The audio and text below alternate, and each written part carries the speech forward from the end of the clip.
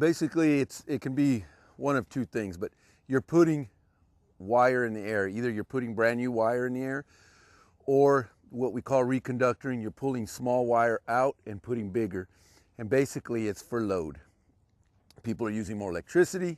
Just like anything else, you use a bigger cord because you got more Christmas tree lights. Same thing. Once the pulling sites are determined, now we're using, this is called a bull wheel tensioner, and it's 15,000 pounds per subconductor. We're running 6,000 pound pullers on that side. One's a rope, closest to the hot 220s existing for obvious reason. And then we got a 3/8 steel hardline cable that we run on the east side. We fly those in helicopter purely by economics. I mean, it's just faster, easier. It's much more of an efficient operation to do it out of the helicopter, where I can pull in 22,000 feet of hardline in a single pull. I can do in about 40 minutes.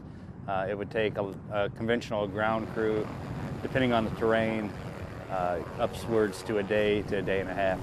Obviously, we have a complete tailboard at the beginning, a thorough tailboard about getting underneath the wire, how many people underneath the helicopter, how many people are going to be handling the rope, grounding the hard line before you get on it, or using a hot stick to help it into a roller, etc.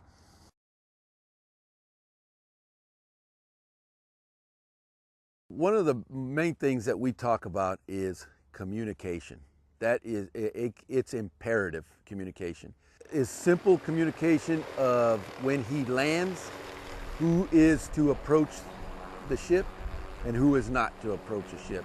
When can I approach a ship? And if it's as simple as this, and how to approach a ship from the front only.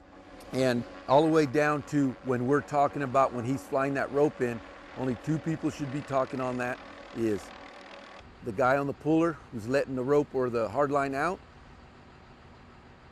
And the only time anybody else speaks up is when, heaven forbid, we have a problem. There has to be key communication on what's going on between the helicopter pilot and the guy on the rope machine that's running the brake. We put the hook on the side of the helicopter, so you have to fly that way, and it helps line everything up. Your head has to basically be on a swivel, where you're coming from, checking your gauges to make sure everything is where it's supposed to be, and where you're going. And in reference with the two structures that are there, you want to make sure that you're in line with what you're doing. We pulled the rope for the inside because we're next to the hot circuit, and we didn't want the induction from the hot circuit into the steel.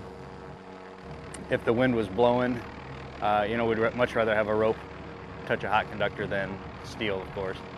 But obviously, if it's too windy and if you have long spans like that, you'll look down to where you're pulling, and you'll see a big bow in the rope, and then we would just call the operations for the day if it wasn't safe to do so.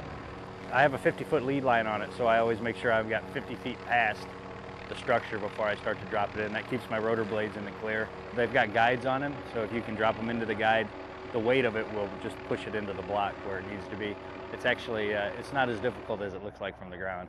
Summit and Edison have had a really good relationship. Edison is very switched on what's going on safety-wise.